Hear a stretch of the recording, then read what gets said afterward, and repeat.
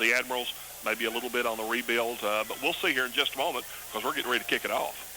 All right, teed up for Danville. Corey Stieber has got it teed up on the 40-yard line. Back deep is Reedy, and I can't pick that number up on the other side over there for Corbin. That is, number 8, Taylor Waddle. There we go. Kick on the way, high end over in kick. Reedy settles under it at the 12-yard line. Starts at the middle field. Got a big gap. Starts off to his right, hit and cut down at about the 35-yard line. Good run back that time by Reedy. Made one cut, lowered his head, and picked up what he could. So Reedy takes it all the way back to about the 35-yard line. That's where Corbin's going to start the first series of the football game. 1st and 10 for the Hounds. Good field position there on the 35-yard line. A nice little run back. And the Hounds getting ready to go at it on offense. The quarterback's Corey Taylor. Been there all year long. Done a really good job. Corbin's up in an odd set. They've got 4 wide receivers to the right, 1 to the left. And a lot of times they talk to throw the tight end out of this set. Empty backfield. Taylor sets up, dumps it off the Waddle. Wide receiver screen. Picks through some defenders at the line of scrimmage on his horse down the right sideline, breaks the tackle. He's going to take it all the way to the house. One man may catch him, makes a cut back at the 20, track down from behind at the 5, fights for it all the way down to the 2-yard line. A big gainer all the way down to the Danville 2-yard line, and a great wide receiver screen. They did exactly what they set up and it looked like they were going to do, Al. Put all those 4 guys out there, threw it out there to Kopic. They just knocked Danville off the ball, and a huge gain to start this game. Beautiful play. Like you said, they threw it to the back receiver over there, David. Once he got the ball, he took off right up the sideline. Had to beat a couple of people. Then he broke a couple of tackles to get down almost to the goal line. Beautiful. Well, I'm pretty much for anything that gets the ball in Kopic's hands. And that was a really nice, well set up play. Wasn't particularly well hidden. I mean, everybody in the park looked, had an idea where they're going to throw it. Now Corbin sets up in the full house set behind the quarterback Waddle. Gives it off right side. That's Brian Nance, I believe, number 26. Takes it, bangs it in. Touchdown, Corbin. Redhound it was either 26, or 36. I believe it was 26, Nance. It was Brian Nance, so his first carry of the game results in a touchdown. Corbin, 2 offensive plays. A 63-yard run from, Kopic, and then a 2-yard touchdown blast by Brian Nance, and Corbin's on top 6-0. Cannon goes off. Shaky Lloyd down there, Ricky Lynch. I saw him walking in. He said that he will not run out of loads this week. He brought plenty with him. Brought plenty of ammo. Hope he needs them all. Griselle on to attempt the extra point. Waddle is the holder. Snaps a good one on the way. Griselle steps into it, punches it through, it looks like, and it is good. So Corbin, after the 7-0 lead, just 34 seconds gone in this game. Corbin already on top at 7-0. We'll pause for a short timeout, then be back to Campbell Field. Stay with us. You're listening to Redhound Football on T107. The Sport.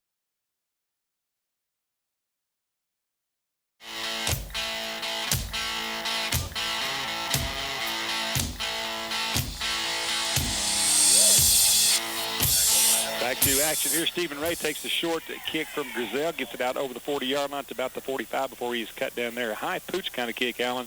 That's about the 35-yard line. You see a lot of teams do that, but to be quite honest, it doesn't ever seem like it works to me. All it does is give the other team great field position. That's what they've got on the 42-yard line, David. Danville right at the line of scrimmage, ready to go. The quarterback is Zach Dampier. He's a 6'1", 150-pound freshman. Got a couple of good backs behind him, Juwan Gray and Dominique Del Rosario, and I'm going to have a lot of fun with that name as the night goes on. We got movement on the line. Flags should come down, and they do. Juwan Gray's a 5'11", 160-pound senior. Del Rosario's a 5'8", 163-pound junior. Let me tell you, they passed the look test. They really are very athletic-looking kids, aren't they? They sure are. A lot of times you can't look at these kids and tell whether or not they're freshmen, juniors, sophomores. You look at 15 there, Dampier.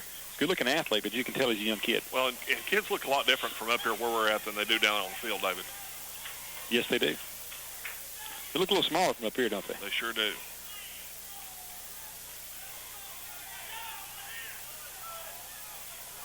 At the line, Dampier moves up under center, back split behind him, handoff first back up through the hole, and I think the running back Gray grabbed the arm of the quarterback Dampier on the handoff and took him right into the hole with him, drug him right along for about a yard or two gain. It's going to bring up second down now and about 14. Dalton Anderson was right in there that time, David. He about had the running back before the running back had the ball. I don't think we've ever seen that before. The quarterback couldn't get his arm out. His own man grasped the ball and his arm. Second 14, Danville in the hurry-up offense, right back at the line. Dampier steps away from the line as we've got whistle stopping play. Flag on the far side. They're pointing at Corbin. I think it's going to be offsides against the Hounds. No, again, illegal procedure against Danville. I'm not sure what that was about. They're going to move the Admirals back 5 more yards.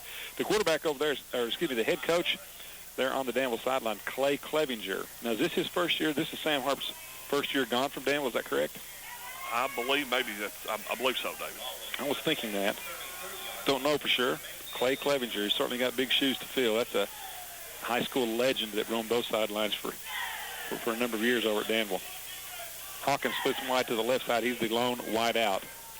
2 tight ends, 2 backs split behind the quarterback, Dampier.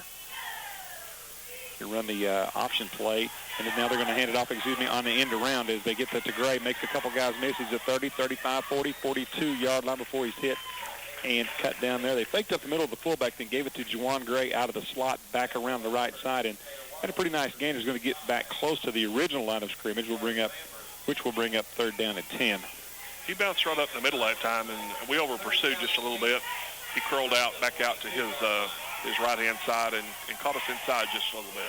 You know, I saw enough, though, on that carry to think that he has the capability of taking it to the house at about any time. He is a quick young man. 2 tight ends, backs split again, very close in tight behind the quarterback, Dampier, on 3rd down and 10. Give it straight up the gut to the fullback, lowering his head and banging it out there is Del Rosario. He's going to pick up about 4 or 5 yards. An interesting call, Allen, on 3rd down and 10. A handoff to the fullback straight up the gut. He picked up about 5, but Dan was going to have to kick it away.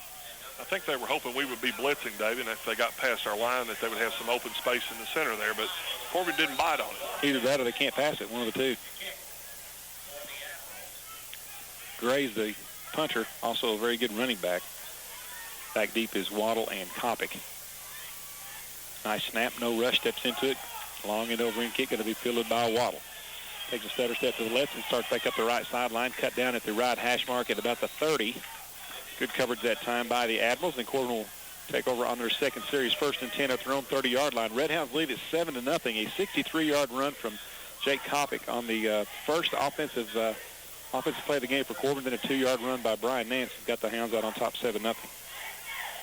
David, one of the things that kind of stands out to me is Danville's not playing with much emotion right now. Well, you know, I'd say 1 and 2 on the season is an unfamiliar place for the Admirals. I haven't followed them real closely, but I know this is the team that does not take kindly to losing. Handoff right side. Kopic bangs it out over right tackle for a gain of nearly 4 yards. Took a couple of tacklers. I'm going to tell you what. You know, we talk a lot about the look test. I've said that, used that phrase a couple times tonight. Kopic passes the look test, doesn't he? He sure does. He's a fluid running back. He can change directions. He just hits the creases. He's a lot of fun to watch. He even walks back to the huddle like a running back. I mean, he just looks like a... Reminds you of Caleb Watkins a little bit, David. He does for a fact. Waddle's going to operate out of the pistol. Behind him is Kopic. They hand it to him again. Kopic breaks the tackle to the line of scrimmage. He's off to the races into the secondary. 50-40. Cut down from behind at the 41-yard line of Danville. Another big run by Kopic that time, and he is just weaving his way in and out of tacklers. And he was hit out at the line of scrimmage, shed a couple tacklers, then got into that secondary. Tell you what, he is a handful. Back at Campbell Field, Dave Cox and Alan Ox with you here. I guess we could say visitor sideline.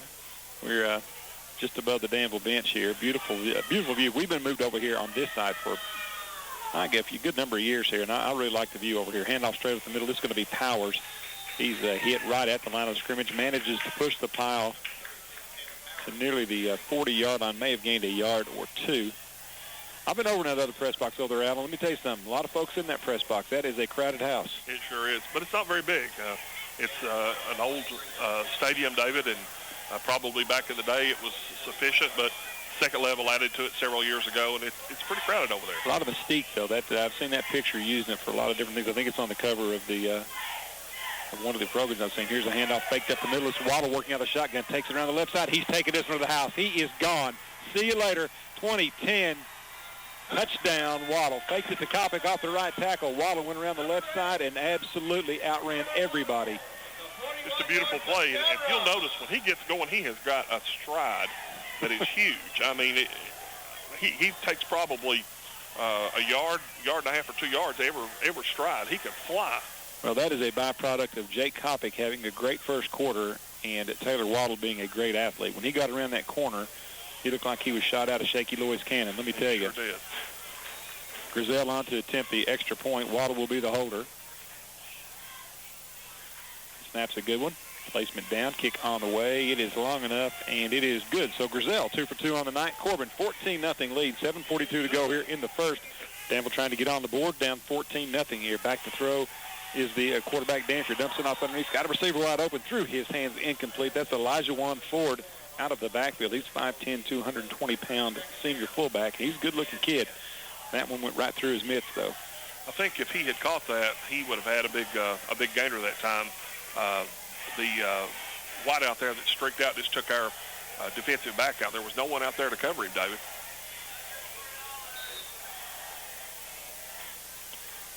Trying to make my notes here so I can keep up with this scoring. Corbin scoring fast and furious. 14-0 lead for the Hounds here about halfway through the first quarter. Pitch out right side. That's Gray. He's trying to stretch it out. He's not going to make it. Corbin swarms to the football. Reedy in there on the hit. Also in on the hit was number 8, Waddle. Powers in there. Harley Lambert in there. There's a bunch of folks. And again, exactly what you said earlier, Alvin. Good team speed, and especially on that defensive front. So they're chasing down these damn running backs from behind. Well, our defensive ends are not letting folks outside of us either, David.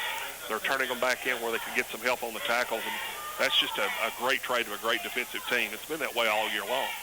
Clock running, 6:50 to go here in the first quarter of play. Corbin on top, 14-0.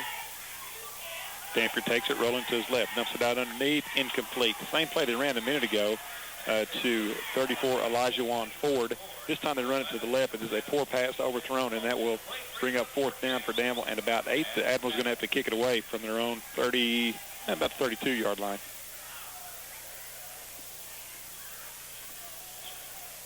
So this is a team that in Corbin now, if they could get a win here tonight, certainly a lot of football left, but they could get a win here tonight. If they beat South Law, boy, that sets up a huge game on the road against District 4 Wayne County, who's got a good football team. Gray set to kick it away. Steps into it. High end over end kick. Going to be fielded. Fumbled by Copic at the 40. Picks it up, though. Sidesteps the tackler, then hit and dropped at the 42-yard line. Taylor's going to work out of the gun. They fake it to Copic. No, they're going to give it to him out of the slot position to the right. He's trying to pick his way back to the line of scrimmage. He's going to be hit for a loss on the play of about a yard. That one never really got going from the start. It was a very slow developing play, and Copic was hit a couple times before he even got back to the 40. Well, he couldn't find his seam that time, David. He started to go inside, then he started outside, back inside, and then back outside. They just kind of strung Corbin out that time. They set Copic up in that left slot that time and motioned him right in front of the quarterback. Snapped it about the time he got there and handed it to him, but nowhere to go. 2nd down and 11 for the Hounds, working from their own 40. 2 wideouts to the right, 1 to the left. Pistol formation for Taylor. Gives it to Copic again. This time he's got some room. He's in the secondary, breaks another tackle. He's at the 50. He's at the 40. He's now at the 30. Turns the corner. He's going to be chased down at the 10-yard line. Makes a nice move. Steps through a tackle. Dives for the end zone. Did he get in? Touchdown, Copic. Wow. Highlight reel run. My gracious. A 60-yard run from Copic. The best part of that 60-yard run, Alan, was the last 5 yards. Unbelievable move at the 2-yard line. Well, they had him, David, about the 3 or 4 yard line, and he just moved back to the right and moved back to the left. And then when they finally got a hold of him, he carried a couple of them into the end zone. You're exactly right. It's a beautiful run. Wow. And that last 5 yards was the most exciting part of the run. Grizel on to attempt the extra point. Corbin on top, 20-0. Still 5:42 to go in the first quarter. My goodness. Waddle is the holder. Low snap. He's going to have to run it himself. Rolling to his left. He's looking. He's angled. Ball fakes. Takes it in the end zone. Oh, a nice ball fake for Waddle. Had one guy on him there in the corner. Ball fake got him up in the air, much like a basketball player, and stepped right around him to get it into the end zone. So the 2-point conversion is good. Corbin on top, 22-0. 5:42 to go in the first quarter. We're going to pause, catch our breath, and we'll be back to Campbell Field. Stay with us. This is Redhound football on T107. Go at the high end over in kick, bounces to 20. Somebody's going to have to pick it up for Danville. Finally, Gray tracks it down at about the 18. Starts up the center of the field. He is swarmed. Hit and dropped at about the 16-yard line. First guy there, number 63. That's Andrew Reedy, I believe. They're going to say Tucker Jewell, number 2, is in on the hit as well. A bunch of folks around the football there. Zach Dampier's a 6'1", 150-pound freshman. He's at the helm, moves under center. Back split behind him to leave it straight up the gut with the fullback. That's the big guy, Del Rosario, and he's going to be hit and dropped after a game of about 2. And that that exchange, David, was much like the one a little bit earlier where the running back held on to the football. It seemed as if the quarterback wanted to pull it out and come on around. They've got a bad exchange going there. I did have a chance to visit with the Danville radio folks down there just before the game, just for a minute. We were walking back and forth talking, and I heard him say that they do have 4 players out tonight. Now, looking on the sidelines, they got some guys that are on their sideline wearing jerseys. I don't know that they would make that big a difference, but it always hurts you when you got some guys out. Pretty athletic-looking kid there, number 52 and number 18, who are not dressed. But just a great performance for Corbin thus far, leading 22-0. Second down and about 11 now for the Admirals, working from their own 20. Another handoff straight up the gut this time. Good ball handler. The quarterback faked me out, which doesn't take a lot. That's going to be number 6, straight up the gut, Del Rosario. Again, may have gotten, let's give him about 4. We'll call it 3rd down and 6 now or 3rd down and 7, for Danville.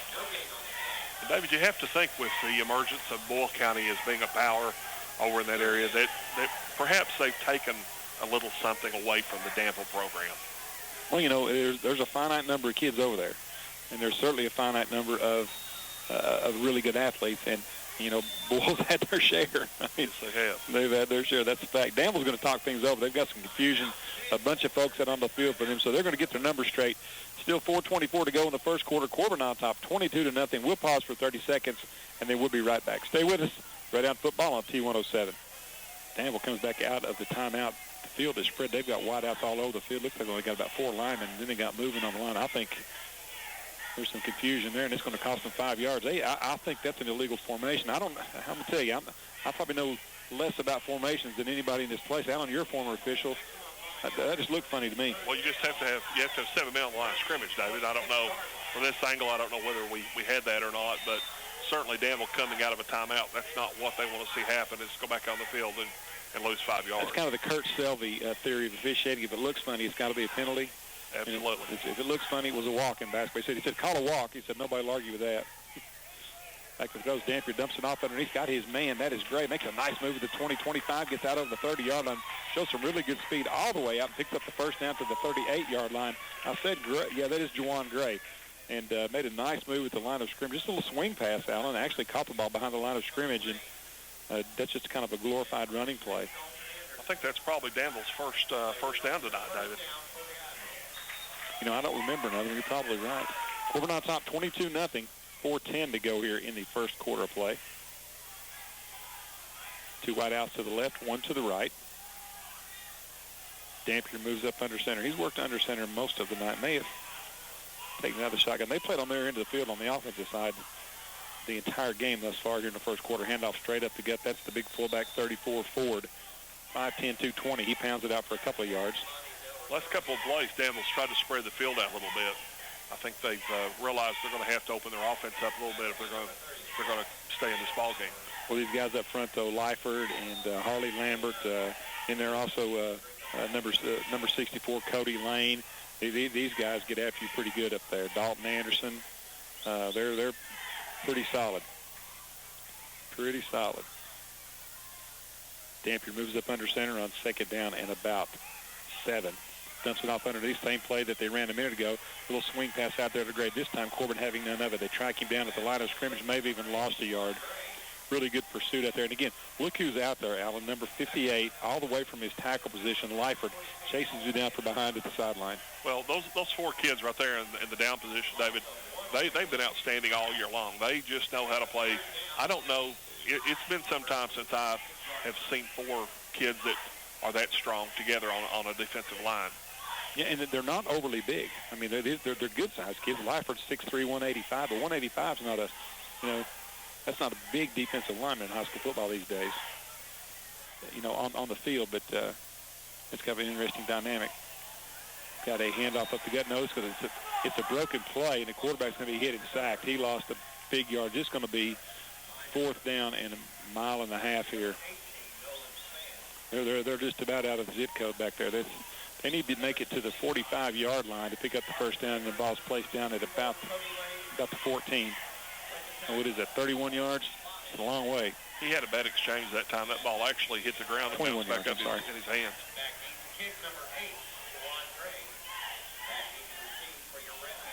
Well, it is 30.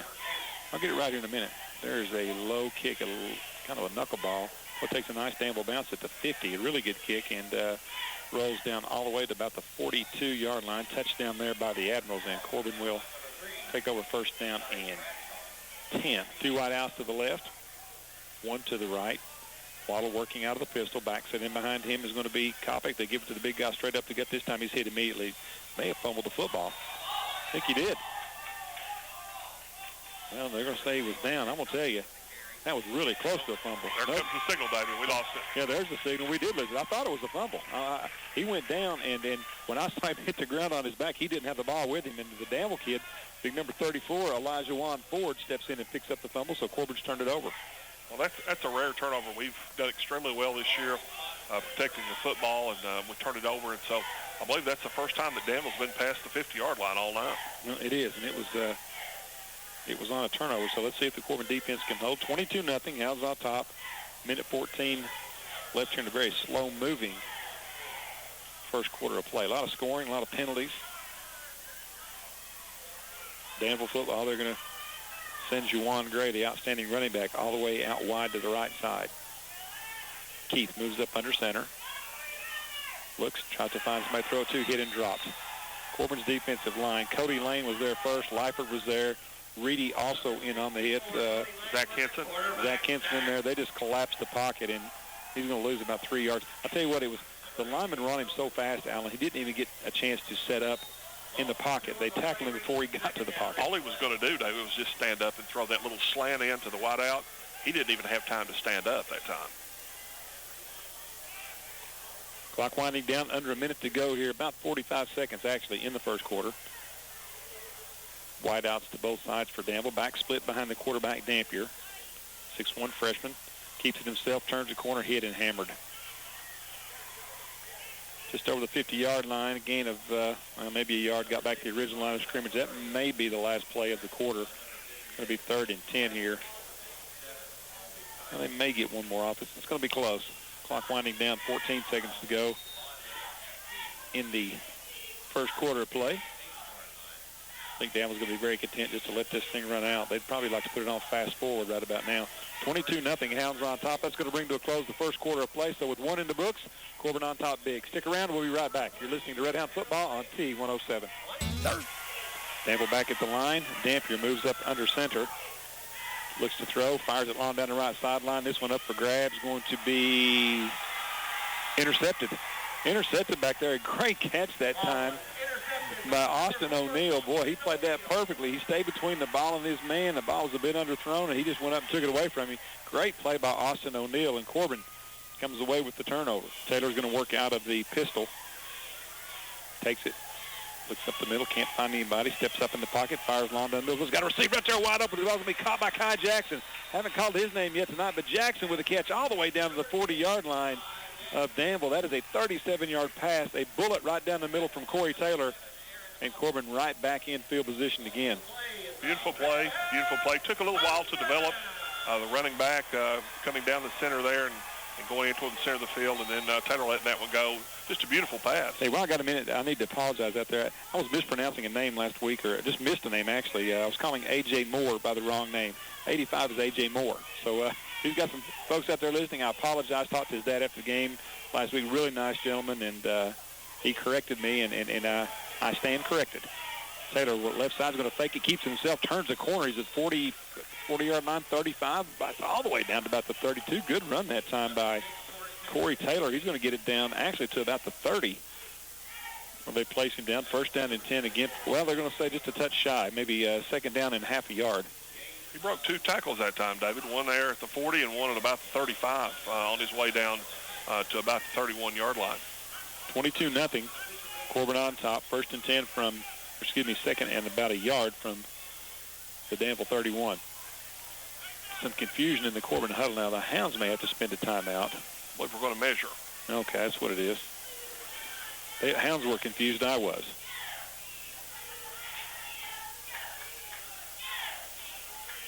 Zach Henson there making sure the officials do it the right way. Zach's a good kid. That's going to be short. The officials were right on it. It is but it's a little closer than I think we thought it was. It's probably inches short. You know, good play, good time here to take a shot at that end zone on 2nd down and inches, isn't it? It would be. And we know Coach Ferris likes to do that. He'll take his shots when he gets a chance, especially when he knows he's got two, probably in 4-down territory, or 2 opportunities to pick up, much less than a yard. I love the fact that Coach Ferris he's been confident with his quarterback this year, David. Even when he had a little trouble there at Southwest, he came right back with him. And that's a confidence builder for your quarterback to know that your coach has the confidence in you to call your number and let you throw the ball down through there. Corey Taylor's got a lot of talent.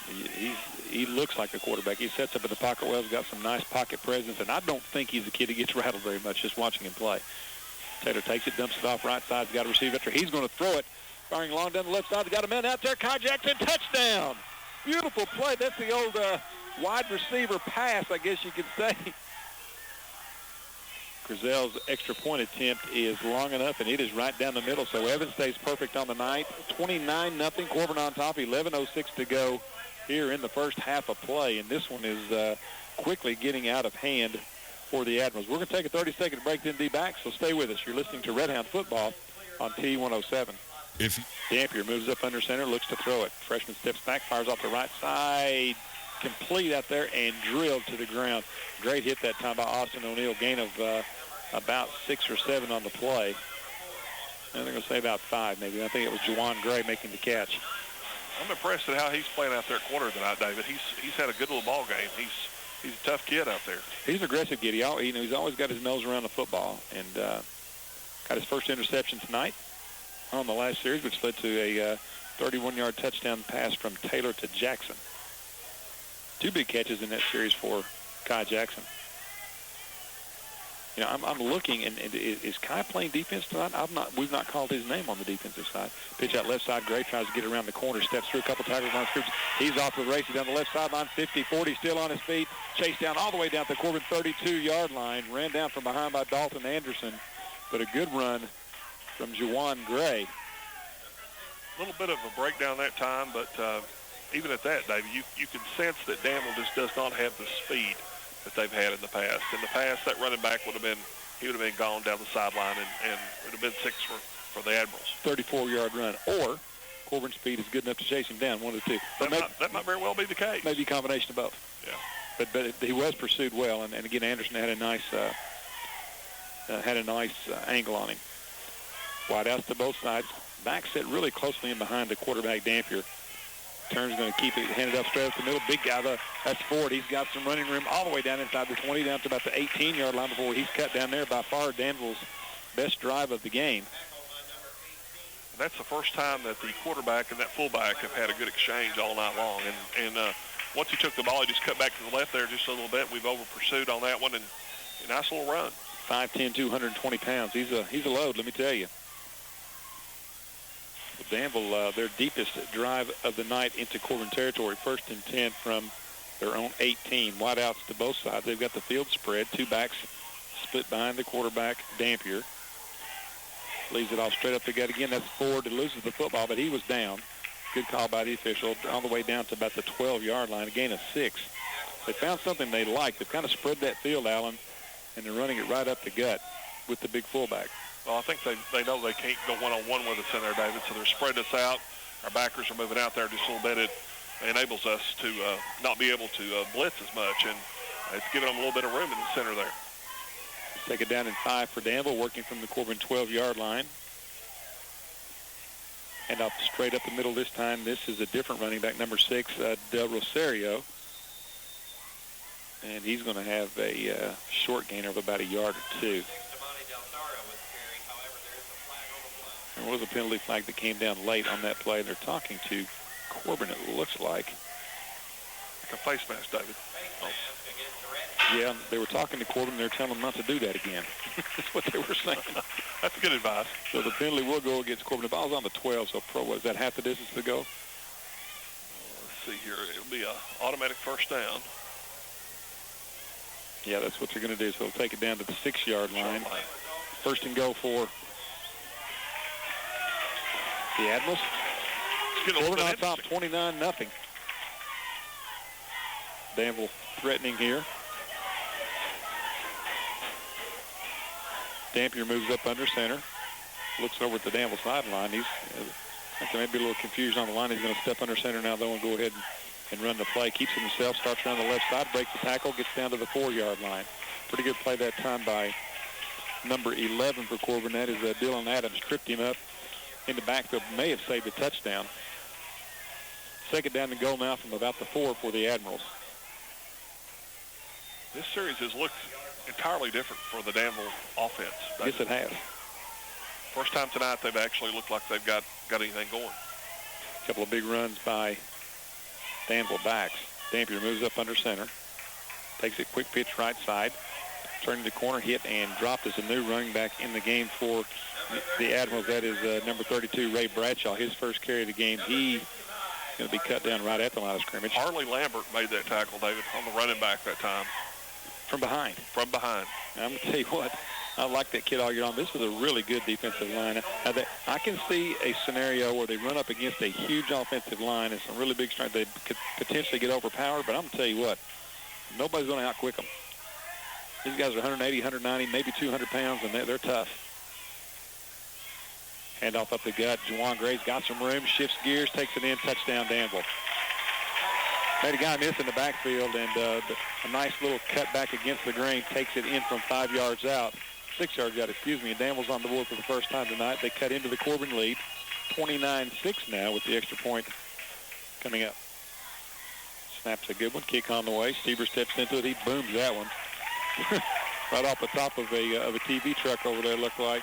Be the YMT truck.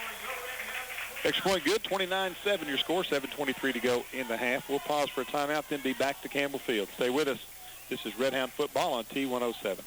Campbell Field, 29-7. Dave Cox, Alan Knox with you here at field side. Danville just gets on the board here to stop just a Corbin onslaught here in the first half. Alan, this has been about as good an offensive show as I've seen from Corbin in a while. Absolutely. Hitting on all cylinders, David.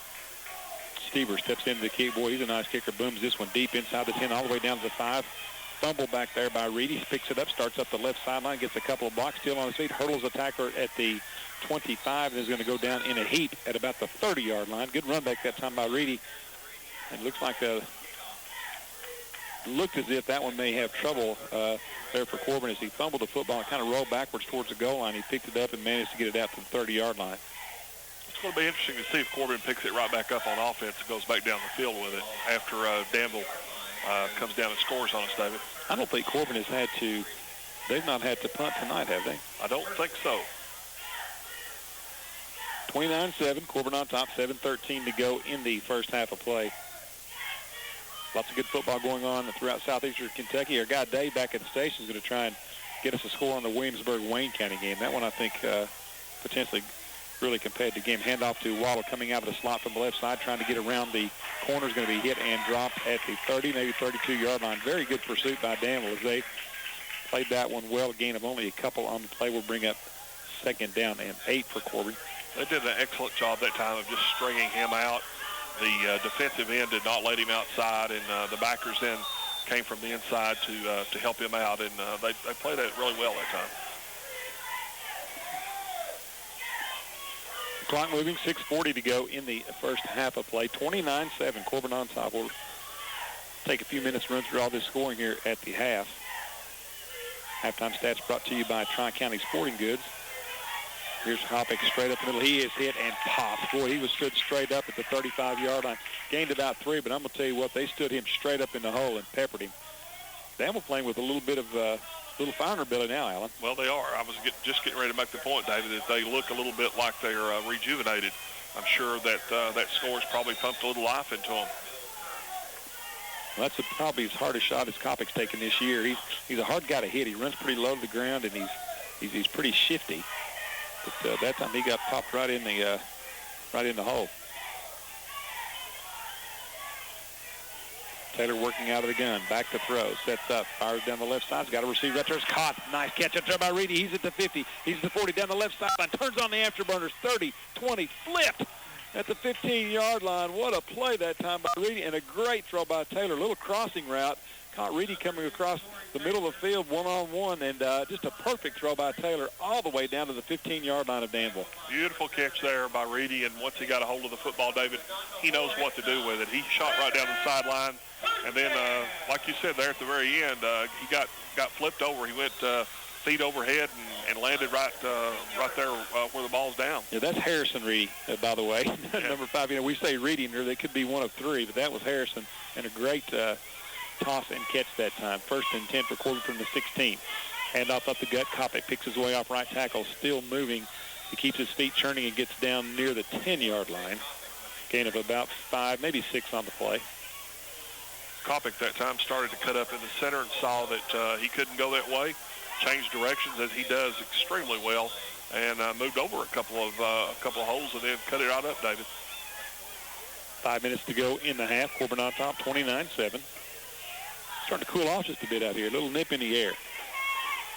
Second down and 6 for Corbin. Taylor moves up under center. Leaves it with power straight up the middle. Big guy running hard. Picks up the first down inside the 5, all the way down to the 4-yard line. Good run that time by Powers. Good, powerful run there, just right up the middle. Just a little bit of a counter trap there right in the center of the line, and like you said, he runs extremely hard. Nice compliment too. And again, he does a lot of the dirty work. One of the lead blockers on almost every running play. Very good defensive player as well, and the kid that on a lot of teams, Alan, would be the primary runner. Well, Corbin's offense, David, has always kind of been centered around having a big blocking fullback, and that's what he does in this offense. But he does it extremely well, and when he gets the ball, he knows what to do with it. 1st and goal from the 4. Corbin threatening again. Taylor working out of the gun. Takes it, leaves it off straight up the middle. Touchdown, Kopic. Walks this one in from 4 yards out, virtually untouched. They tackle him about 3 yards deep in the end zone, 4 yards deep in the end zone. Cannon goes off. Danville fans jump, so do I. Corbin on top, 35-7. Brazella, right-footed soccer style kicker, steps into it. Line drives this one up and through the goalpost. So Corbin extends their lead, 36-7, 4:17 to go. Yeah, and you mentioned earlier, Corbin's always a late arriving crowd. They're usually not settled in their seats. The full crowd isn't until the game's well underway. Pitch out left side, they get it to Gray again. He's been the workhorse, battles out to the 10-yard line, only a gain of a couple. We'll be under 4 minutes to go in the half by the time the next play starts. 36-7, Corbin on top. Back to throw is Dampier. Fires it off on the right sideline. He's got his man. Gray makes a couple guys miss. Stays on his feet out over the 20 to about the 21-yard line. Gain of 11 on the play. That will be more than enough to move the chains and give Danville a fresh set of downs. Now, I wonder where that term came from, barn burner. Don't know. We can Google it. Somebody's barn was hand off straight up the gut. No gain there. Somebody's barn must have burnt down a long time ago during a close game, and they were at the game in the barn, but that had to be how it happened. But I don't know, never really heard that story before. Yeah, you're right though. We could Google it. You can Google anything, can't you? Sure can.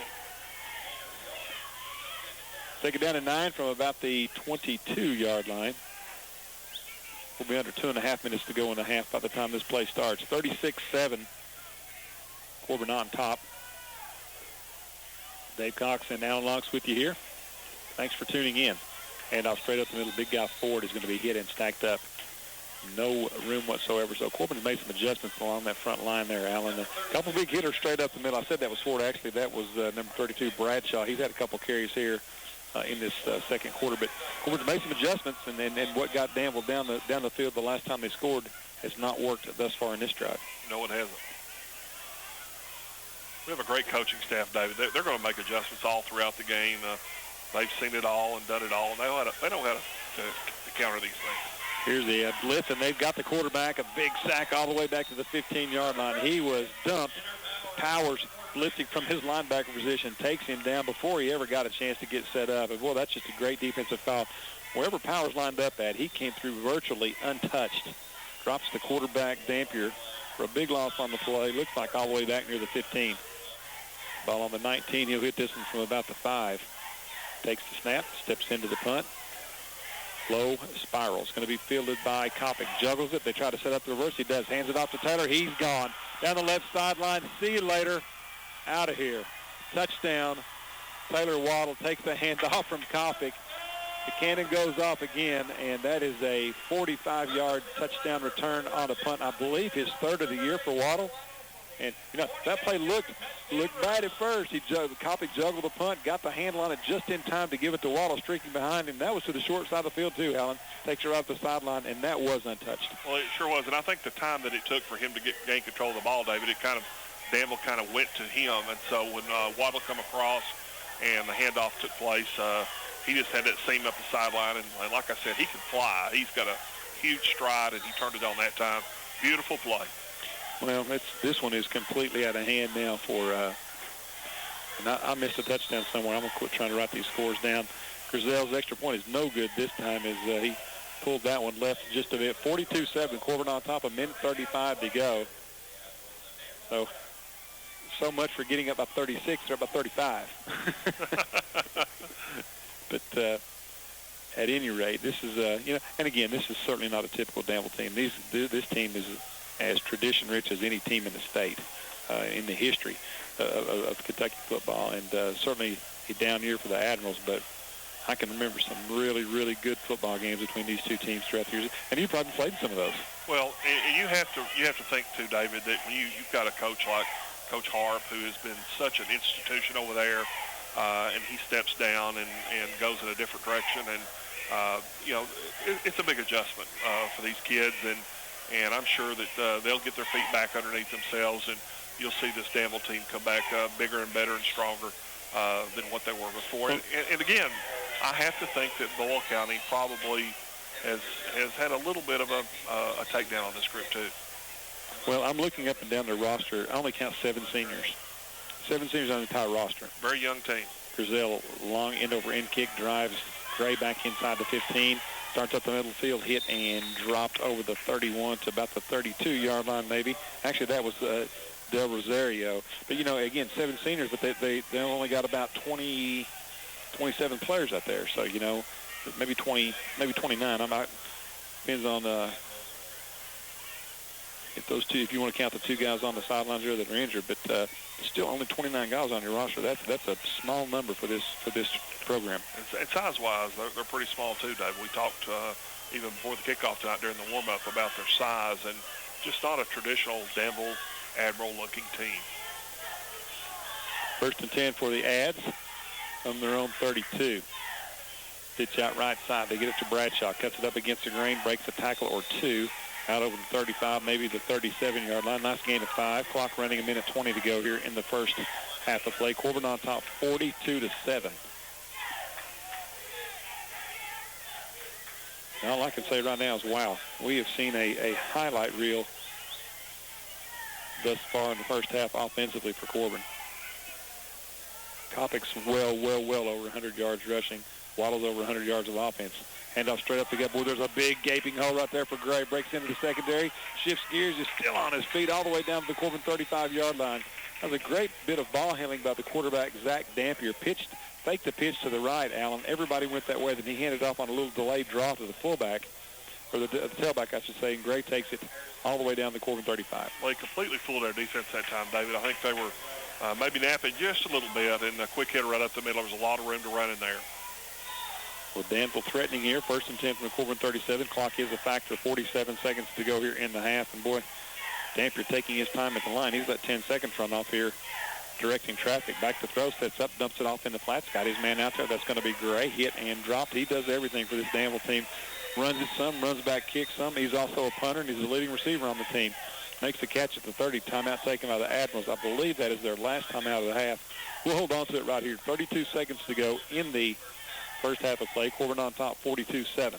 And David, that was just a great open field tackle that time by Austin O'Neill. He didn't bite on the fakes. That little the wideout gave him about 3 or 4 head fakes. He didn't bite on any of that. He just stood his ground and made a great open field tackle. Very impressed with how that young man's played over there tonight. Well, a good job by the coaching staff too. They've got him backed off the ball. You'll give up those 5 or 6 yarders. What you don't want here with 30 seconds to go or 32 seconds to go, whatever it is in the half, is the big hitter. And he's out there on an island. He's got him one-on-one out there. They cleared everybody off that side of the field, and it was, as you say, a very good open field tackle. Let's see if Corbin can keep Danville out of the end zone. Hounds lead at 42-7. South Law and Clay County locked up in the good one at last we heard, 6-6. We're trying to get a score for you on the Williamsburg-Wayne County game. Now, to me, the Wayne County-Williamsburg game in southeastern Kentucky, after this one, obviously, was the best game on the slate. I'll look for that one to be just a great football game. You know, Dave, they've got a neat little atmosphere down there at that field too. They bring a lot of folks in. They're well supported. That team, that community stands behind that team. It's a fun place to watch a ball game. You get a good barn burner going down there. It's hard to beat that for having a good time. Well, I don't, and again, I don't know a whole lot about the Williamsburg team. I just know that they throw the ball some, and they've got a good football team. But what I do know is they'll have to score some points tonight to beat Wayne County in a big way. They've got a great quarterback. The Guffey kid's really a player. Back to passes, Dampier. Ball fakes, sets it down the left side. It picked off again. O'Neill's got his second of the game. Picked it off at the 10-yard line, stepped right in front of the intended receiver. And Corbin's got it back. 26 seconds to go. Wow, that just played perfectly. They ball faked. O'Neill did not bite on the fake and played it right down the right sideline, stepped in front of the receiver, and picks it off for the second time tonight. You're exactly right, David. He did not go for the fake. He just stood his ground, got his position. As soon as the ball left the quarterback's hand, he zeroed in and stepped right in front of the receiver. He's playing extremely well tonight. I've mentioned him several times. He's got that corner anchored over there. 26 seconds to go here. Do you try to score some here, or you just go ahead and take a knee and get into the locker room with a much bigger lead than you ever anticipated? Well, I don't know. I've been fooled a couple of times tonight, and we've scored just about every touchdown on big plays, so there's nothing that says we can't do it right here. Working from the 12-yard line. Looks like Corbin's in their victory formation, and that's exactly what they're going to do. Taylor takes a knee, and that'll bring to a close the first half of play as the clock winds down under 20 seconds to go now, and a very, very good half for the Corbin Redhounds. Corbin on top 42-7 after one half of play. We're going to step aside, catch our breath, and we'll be back to talk a little bit about the stats here in the first half, upcoming schedule for the Corbin Redhounds, and try to get you caught up on all this scoring. Stay with us. You're listening to Redhound Football on T107. All right, back at Campbell Field. Dave Cox, Alan Lonks with you here. 42-7 to score here at the break. Hounds on top. Been a good half, obviously, for Corbin. Frizzell set to kick it away to the Admirals. High, short, end-over-end kick going to be fielded by and up back. That's Bradshaw, I think, at the 30. Breaks the tackle, and that's a lineman. Actually, that wasn't 30. That was number 50. Cut down at about the 37-yard line. I'm trying to get a name for you here for that young man. Made a nice run back. That is Tyquan Matthews. Dave, one of the things that puzzles me just a little bit, I don't know if we're kicking the ball there intentionally or not, but if we're not, I think one of the things this coaching staff's going to want to work on is getting the ball a little further down the field. On a good team, we're giving up some good field position. Well, watching the Moore kid kick last week for Corbin, number 38 there, Jacob Moore, big old kid, 6'1", 200 pounds. He kicked it deep a couple times. I just think they're trying to stay away from these speedsters back there for Danville. Here's a handoff up the middle to Gray, out over the 42 to about the 44-yard line, gain of about 8. I just think they're trying to really primarily keep the ball out of Juwan Gray's hands. That makes sense, Dave. That might be exactly what's going on. But you're right. We're giving up great field position on every kick, just kind of conceding the 40-yard line, basically. But it's hard to argue with holding the Danville Admirals to 7 in the first half. That's whatever strategy they're using is pretty good. Back to throw is Dampier. Fires across the middle. Got a receiver wide open in the middle of the field. He's into Corbin territory. Going to be hit and drugged down from behind all the way down to the 20-yard line. That's Elijah Ford, the fullback. And a nifty bit of ball handling by the quarterback. Dampier faked it up the middle, pump fake to the right side, then fired it right down the seam. Well, he got behind Kai Jackson that time, and he just the ball was perfectly thrown, and it was a nice little play. We got a flag on the play all the way back at the 40-yard line. Well, I think this is going to really upset the Danville folks if this is against them. I didn't see the flag. And it is. The penalty is against Danville. I don't know what that signal is, Alan, to be honest with you. I didn't catch it, David. I'll try to get it for you. This is the signal right here, whatever this is. Illegal man downfield. Wide outs to both sides. Quarterback Dampier moves up under center. 3rd down and 10. Quick pitch right side, hit and dropped immediately as Bradshaw may have gotten back to the original line of scrimmage, and that's about it. So 4th and long, the Admirals going to have to kick it away. Corbin on top 42-7. Clock moving, 11 minutes to go here in the 3rd quarter of play. More football action on your radio tomorrow. Airtime 10:30 for pregame as the Cats and the Cards. Louisville and Kentucky will be kicking off right about high noon. Supposed to be a beautiful day at Commonwealth Stadium. Should be a great atmosphere for football. Gray set to kick it away. Steps into this one. Nice high punt.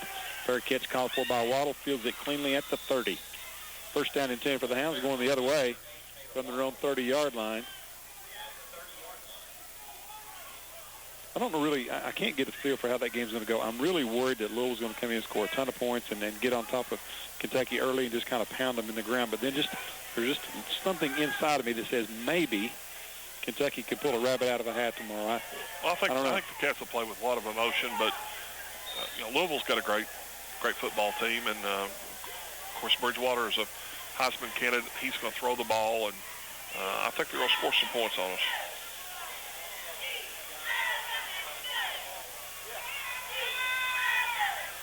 Taylor working out of the shotgun. Sets up, rolls right, fires off the right sideline. He's got his man caught by Kopic out at the 40. Gain of about 11 yards. Should be enough to move the chains for Corbin. Fresh set of downs for the Hounds. 1st and 10. Nice throw out there, David. He's got good arm strength. I was noticing a little bit earlier when he was throwing the ball parallel to the line of scrimmage. He's got good arm strength. He gets the ball out there really quick. That was one of the things I was noticing last week in the Western Tennessee football game is the Western quarterback, his throws out to the sideline were kind of weak, but tonight we've got good ball speed out there. He's a junior. Kopic's a junior. Powers is a junior. Wow. He being Taylor. Reedy is a junior. A lot of parts returning on this team. Waddle, the senior. Here's Taylor firing along down the middle of the field. He's got a man up to kiss him in full stride. That's Taylor Waddle. See you later. He's gone. Wow. That is a 59-yard touchdown pass from Taylor to Waddle. Cannon goes off again. Hounds on the board once more, extending their lead to 48-7. That's going to be a 41-point lead, so we'll see if this clock can get moving now. But that is a strike from Taylor as he hit Waddle, Allen, in full stride perfectly. It was absolutely a beautiful play. Waddle never broke stride, did not have to adjust himself at all.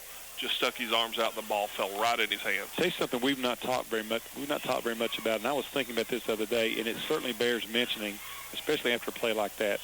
It took some moxie on the coaching staff to. Here's the snap is a bad one, fielded cleanly, but fielded by Waddle. Gets it down. The kick is good. This has been pretty much a beatdown, Alan. Yes, it has. David, we all thought it was going to be a much closer, more competitive game than what it's been. And we've been on the other end of these. Just like this with Danville up too sometimes through the years. So, boy, here's a busted play for Danville as that is Dampier going back to pass to his left. He is being herded down at about the 20-yard line. A loss of 12 on the play. 7 members of the defensive team that time, David, on top of him back there. Just great team play. Everybody flying to the ball. Corbin staff has to be excited about how our defense is playing. I just got a text from the buddy Ricky Lynch. He's down there manning the cannon with Shaky Lewis said they're out of charges. Must have just brought 7 tonight. Handoff straight up the gut. That's Ford, I believe, the fullback. He's going to be cut down at the 25. Maybe made it out to 27. Gained about 3 or 4 on the play. I can't hardly blame him, though. I would have thought coming to the Danville game, 7 charges would have been enough. You would have thought so. David, while we've got a break here, I was asked to plug that the 1968 class is going to have their reunion here in a couple of weeks on the 26th, I think, of October. And they're going to do it there at the depot on Main. A lot of great Redhound greats from the past coming back for that. And so we want to give them a little plug there as some old Redhounds get together. Absolutely. For some reason, they had the clock stopped. I mean, I know these guys know the rules, but I didn't think the clock was supposed to stop when the lead was this big.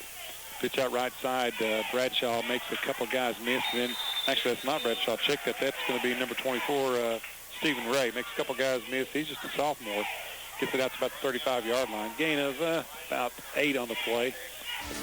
7:32 to go in the third. 49-7. Corbin on top. It has been all Redhounds. The first play from scrimmage was a 63-yard run by Jake Kopic all the way down to the Danville 2-yard line. Brian Nance took it in on the next play, and Corbin has not looked back since. Hitting on all cylinders on offense tonight, David, and our defense playing extremely well.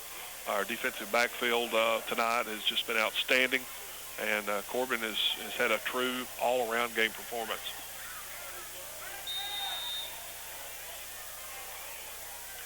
Going to be Corbin football coming out of the timeout here as the Hounds just held Danville on downs.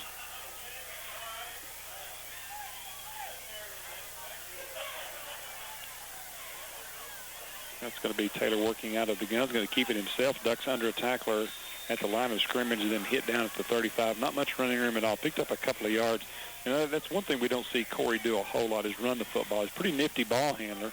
Made a nice fake that time. He's had a couple of decent runs this year, but he's more of a thrower and a I guess a ball handler is a good way to put it. But you know, he's not that great of a. I say not that great. I shouldn't say that. He's not used very much as a runner, is what I should say. Well, he's really not had to run a whole lot. Right. I'm sure that he could be a good runner, but they just don't want to put him in that position very often. I'm going to hand it off this time to Ryan Nance, trying to get around the left side. He dives over the 35, gets down to about the 34-yard line. Gain of maybe 4 on the play. Kid was hurt the first couple of games, and he is a really hard-nosed young man. We saw him have a couple really nice games last year.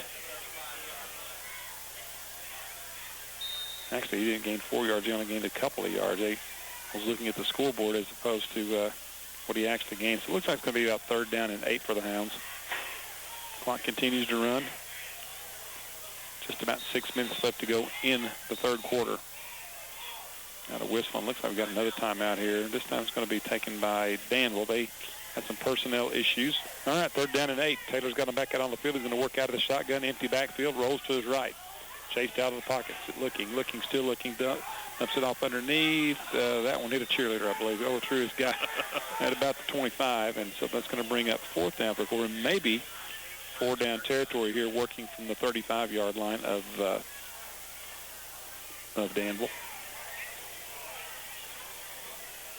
Talk about Coach Russell, David. He at one time held the Kentucky State rushing record.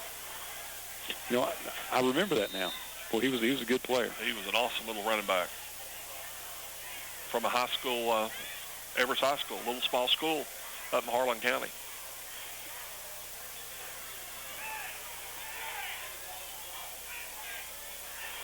Looks like Corbin's going to go for it. He was trying to watch the sideline there to see if. Of course, the punter is the quarterback, is Taylor, so he's going to stay on the field, but he will be lined up at quarterback now. Backs flanking him to either side. Looks to throw, steps up in the pocket, fires down the right side. He's got a receiver right there. Catch is made and hammered to the ground. Boy, a huge hit back there. But, boy, what a catch that time by A.J. Moore. A.J. Moore makes a beautiful catch. I'm going to tell you what, he took a shot, Alan. He took a hard shot, Dave. Held on to the football. He was pretty much defensive, too. He was in the air and had his arms up for the ball when he got hit. He took a hard shot. I looked at the kid from Danville here, and I can't pick up his number. That might have been Gray, number 6 or 8 back there. The defensive backfield. He's more shook up than A.J. is. He's been over holding his knees. And that was 6. That was not DiRosario, excuse me. He delivered the shot, but got the worst end of the deal, looks like. High snap fielded by Taylor. Hands it off to Powers right up the middle. He's weaving his way in and out of tacklers. Gets down inside the 15 to about the 11-yard line. Gain of about 8. Tanner's not carried it much tonight, but he's had some effective runs when he did get his hands on the football. Tanner runs hard, and, of course, if we need 1 or 2 yards, I guarantee the kid's going to have the ball straight ahead. He runs extremely hard. I don't know that Kopic has carried it in the second half, has he? I don't recall Kopic having a carry in the second half. He's not on the field right now either. Taylor moves under center, gives it off Kai Jackson, right tackle. He's stacked up immediately. May have pushed the pile down to about the 12-yard line. Gain of only a yard, maybe 2 at the most. Looks like the forward progress is going to be marked at about the 11. They give him a couple on that one. Corbin playing a little bit more conservative now, David, eating the clock up. Like Coach Jewell doesn't want to run the score up. Now 3rd down and 7. 3rd down and 4, I'm sorry, from the 13-yard line. 2 right out to the left. Waddle and Reedy. That's Harrison Reedy. High snap, fielded by Taylor. Handoff straight up the gut again. This is going to be Nance running very hard off left tackle. Gets it inside the 10, down to about the 7-yard line. See what that kid does. He gets to the hole about as quick as anybody we got. Probably quicker than anybody we got. They're going to give him the first down yardage. You need to pick up 4. Look like he might have picked up 5. So that's going to give Corbin a fresh set of downs. First and goal, working from about the 6-yard line of Danville.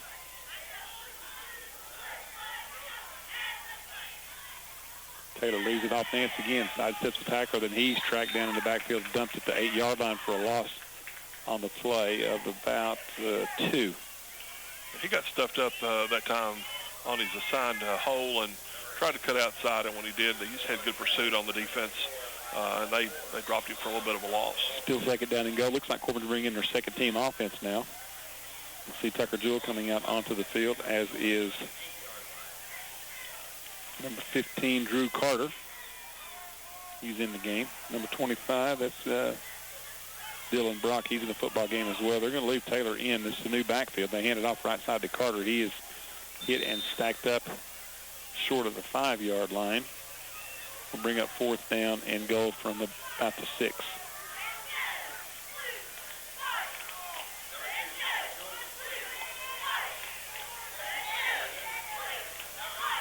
Carter's in there. Number 15, as is number 25. That's Dylan Brock. Handoff left side. Tucker Jewell hit immediately and dropped. Loss on the play of about a yard. On 4th down and 8, that's going to give it back to Danville on downs. I believe, or no, that was the 3rd. I'm sorry. This is 4th down. I lost it down there. Excuse me. 4th down to go from about the 8-yard line. Under a minute to go in the 3rd. I think the downs marker guy was as confused as I was. He had a 4th down on that play as well. Yes, he did. Taylor moves up under center. Back split behind him. Takes it, leaves it off with, I think that's going to be Brock. 25, Dylan Brock. He fights forward. He's not going to get close to the end zone. He's stacked up at about the 4, and that will turn it back over to Danville on down. So nice gesture there by Steve Jewell. He puts the second-team running backs in. Each of them get a carry straight up the gut. Danville holds, and Corbin will give it back to the Admirals on downs. This will give some of our young kids, David, an opportunity to get in the big game here in the 4th quarter. Always exciting for a young player, freshman or sophomore, to get into a game like this. It looks like he's going to give Powers a break as Tanner hustles off the field. End of the game for Corbin's 13, J.B. Chadwell, but pretty much everybody else still starters out on the field. And that's going to bring to a close the 3rd quarter of play. Corbin leads it after 3, 49-7. We'll be right back after this short timeout. Stay with us. This is Redhound football on T107. Danville football. First and goal from their own 4-yard line. Handoff off the right side. I think it may be Bradshaw. Pounds it out over the 5 to about the 6, maybe the 7-yard line. Gain of about 3, so second down and 7 for the Admirals.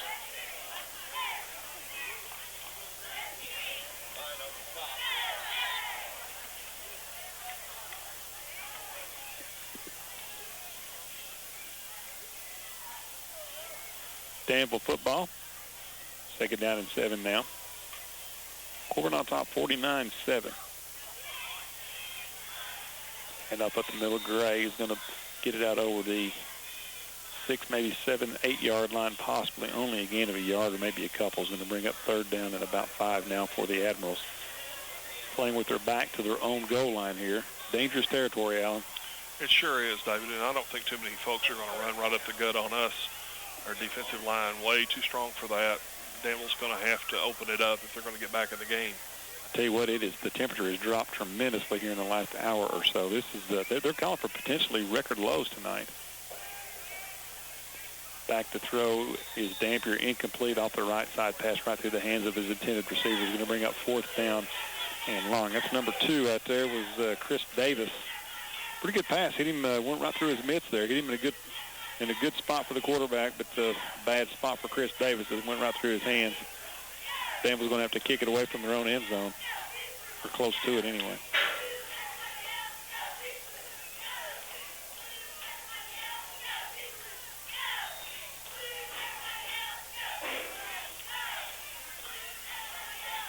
Steeper set to kick. Excuse me, that's Juwan Gray set to kick it away. This is a bad punt. It may have been partially blocked as the kicker got drilled in the end zone. Corbin's going to pick it up and run it in for the touchdown. That's number 13, J.B. Chadwell taking out. Now, the kicker got hammered, but I think the ball got blocked, Alan, which means the kicker's fair game. That's correct. I think just about everything that could go wrong for the Admirals did go wrong that time. I was watching the kicker, and it was a very short punt. J.B. Chadwell picked it up on about the 15-yard line after it was blocked and just walked it into the end zone. So Chadwell picks up the touchdown, 55-7, Corbin on top.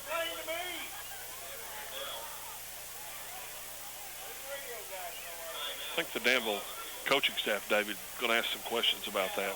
Well, I can understand that. I certainly can.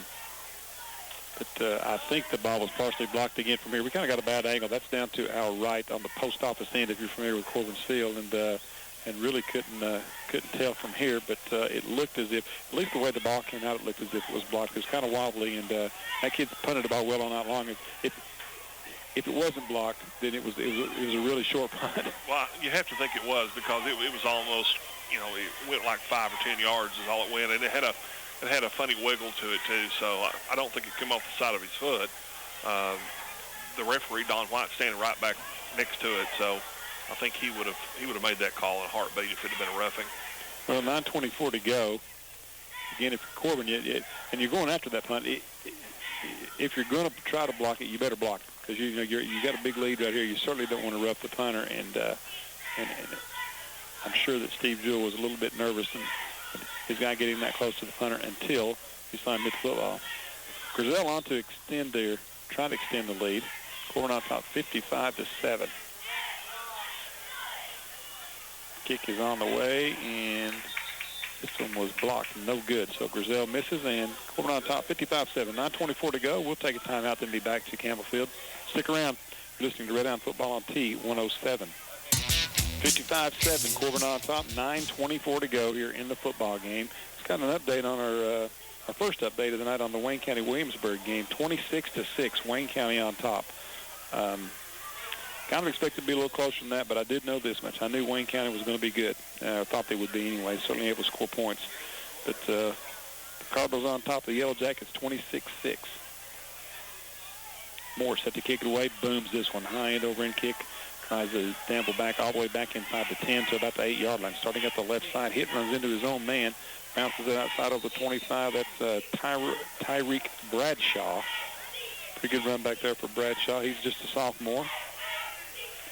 Not a big kid. They got him listed 5'3", 112 pounds, Alan. Yeah, and I think that answered one of the questions that I brought up a little bit earlier, David, about our kickoff. Obviously, Corbin has the capability of kicking the ball down deep if they want to. You made a great point. I think they were just trying to keep the ball away from those speedy Danville running backs. Well, we saw the Moore kid kick it several times. Jacob's a nice kicker. He's a big old kid, 6'1", 200 pounds. He's just a sophomore, and he put the foot to that one and drove the guy all the way back inside the 10, which is in high school football is pretty good. It's great. New quarterback in the game for Danville's number 2, Chris Davis. He leaves it with the first back through, running very hard in there. That's number 24, Stephen Ray. Clock continues to run. 8:03 left in the football game. Corbin on top, 55-7. Last we heard, Corbin's opponent next week, South Laurel, was all tied up with Clay County. They get an update on that one before long, too. Here's a fumble on the snap. Davis falls right back on it, though, so loss of about a yard or so on the play. We'll bring up 3rd and long for Danville. David's still a pretty good crowd across the way of the Redhound faithful. Yeah, I'd say those folks have got their seat warmed up, and on a cool night, they don't want to get up just yet. Well, also a lot of young kids playing, parents obviously proud of their kids, want to see them perform. Yeah, we talk about those young kids wanting to get on the field in games like this with parents like that just as much. Pitch out right side. This is going to be, number 24, Stephen Ray. Again, he's got a nice gainer. Probably will pick up the first down. I think they'll mark it down about the 40-yard line. So needs to make the 38. That will give the Admirals a fresh set of downs. We'll be under 7 minutes to play by the time this next play starts. Had a chance to meet the superintendent from Danville, Carmen Coleman, really nice lady, and met her at actually at our school. They came to visit our school, and really nice folks. They got a lot of good things going on over there at Danville academically. Here's another fumble on the exchange, and Danville's going to get it back. Davis actually tried the exchange, I should say, from him to the fullback. He tried to hand it off, and they got him in a 5, but Admirals keep possession. Talking about school systems, Dave, I'm just really proud of our school system. We've got such a great system. Our kids, well-educated, great educators. And some exciting news this week is the Corbin School District purchased the old St. Camillus property. Yes, they did. There's a pitch out left side to Ray again. He's hit and stacked up. Lost a beautiful property. Had a chance to go up there and look that over with our superintendent, Mr. Ed McNeil. And but before all that purchase was made, and I was really impressed. Hadn't been up there in a long time, but they've really taken very good care of it, and just a beautiful piece of property. And really fortunate that Corbin Schools was able to pick that up. I mean, 23, 26 acres, whatever it is, right in town is unheard of almost. Very exciting. It is. It's going to be a nice thing. Certainly thankful for all the St. Camillus folks who want to keep that as an educational facility. Davis rolling out to the right side is going to be hit and hammered. I mean, he was popped at the 40-yard line. He's not a big kid either. He's listed 5'7", 130. I'll tell you what he is. He's a hard-nosed kid, though. He popped right back up. He took a shot over there. That was number 17 from Corbin. On the hit was Winston Marcy. Tucker Jewell in there as well. It's fun to watch these young kids get out there and hit David like this. Let me tell you, these young kids have had a lot of success. I mean, their middle school program has been phenomenal under Coach Brent Jackson. They've had a lot of success here the last couple of years. So these kids expect to win. Number 22 also out on the field for Corbin, Chris Middleton. He's out there trying to get some more of these names on your radio here. About 4:40 to go now in the game. Davis moves up under center. Rolls to his left, looking to throw. Sets up, dumps it underneath. Got his man. That's a nice pass as he gets it out to Kyron Warren. And Warren's going to be knocked down short of the first down. Well, actually, it was fumbled, wasn't it? I'm sorry. Okay, I looked away about the time I thought Warren was down. He fumbled the football, and they're going to give it back to Corbin. Nice tackle by Chris Middleton that time, David. Nice open field tackle. I looked down to see who number 4 was, because that's his first carry of the game, and he must have caught the football up because they're going to give it back to the Hounds. Well, and you said it a few minutes ago, Alan. Just about everything that could go wrong for Danville has went wrong tonight. Just a very unusual set of circumstances for such a great program.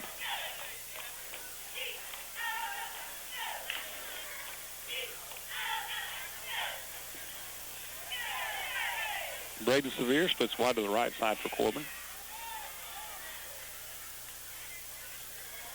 Hounds working out of the gun, and we got a flag down as though it looks like Corbin may have been moving on the snap. Quarterback's number 7, Jackson Stewart. Tucker Jewell in the game, as well as number 25, Dylan Brock. Bunch of freshmen in there right now for the Hounds. 77 in the game on the offensive line there. That is Dalton Eaton. 56 in there as well. That is John Love. Drew Carter split wide to the left side. Now they bring him in motion. They're going to fake it to him and give it off to Jewell on the counter. He's got a bit of a running alley. He breaks into the secondary, still on his feet, all the way down inside the 30, down to the 28, maybe the 27-yard line. 21-yard burst at that time by Tucker Jewell. Nice run, David. Well-designed play. They brought Carter in motion, faked it to him, and then handed it off to Jewell the opposite direction. And there was just a big gaping hole there as everybody from Danville was flowing back towards the fake. Got good speed. Zach Moore on the offensive line. He's at the center position. Looks like number 71 in there as well, Tyler Lawson.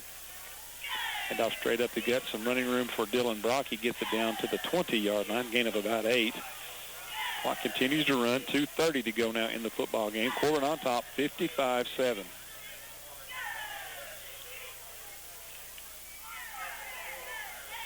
Jackson Stewart is the quarterback. Also into the ball game for Corbin is Matthew Cornett. One of the wideouts is Taylor Rasmuth. big kid, 6 feet tall. He's out on the left side. Brock and Jewell in the backfield behind the quarterback, Stewart. He moves up under center. Leaves the second back through Brock off left tackle, fighting hard. Gets it down inside the 15, so about the 14-yard line. About 55 to go in the game. Corbin on top, 55-7. When these young kids get in here, David, it's kind of hard to hold them back. They want to play hard. They want to play well. They want to show what they've got. And sometimes you can even get a score with the second unit in like this.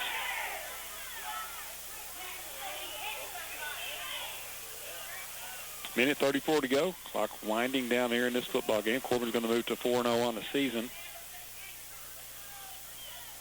Be on the road next week. Be on the road the next 2 weeks, actually, to South Marl and to Wayne County. Corbin in the victory formation. Not going to try to do anything else in this game. Stewart takes the snap. Backpedals a couple steps and takes a knee. And this one's going to be probably one more snap away from being over. Good win for Corbin. Alan, we'd like to remind everybody to hang around for Froyo Players of the Game, offensive and defensive players, sponsored by Froyo Frozen Yogurt, Trademark Shopping Center. The way that works is if you go up there anytime on Saturday, you mention either one of the players of the game, you get your first 4 ounces for free from the good folks at Froyo. We'll also have a wrap-up show after the game and get the stats back to you, and that's sponsored by good folks at Tri-County Sporting Goods. We appreciate Mike Haggard and all those folks, and Tri-County Sporting Goods, they do a great job out there. So go see them for all your embroidery needs. Appreciate all of our sponsors. We've got a lot of good folks that have been with us for many, many years helping get these games on the radio, and we're very, very fortunate to have such dedicated people in our community to help these young men out. 15 seconds on the clock, winding down, 55-7. Corbin's going to get the victory. I don't have to tell you, I'm very impressed with this Corbin team, much more so than I was after the first week, and they've done just exactly what we hoped they would do. They've gotten better week after week after week, and tonight, just an outstanding performance. Yes, they have, David. They played extremely well. We're very well balanced tonight. Most of our offense came off of big plays, which is a little unusual for the Redhound offense. But our defense, very, very strong, has been all year long. And tonight, the offense just broke loose with some huge offensive plays. Very well-balanced game. Corbin looks really, really good. All right, Corbin improves the record to 4-0 on the year. Danville falls to 1-3. We're going to pause, and then we'll be back to wrap things up here from Campbell Field. We'll have a Froyo Players of the Game, talk to you a little bit about stats as well. So stay with us. You're listening to Redhound Football on T107. We'll be right back.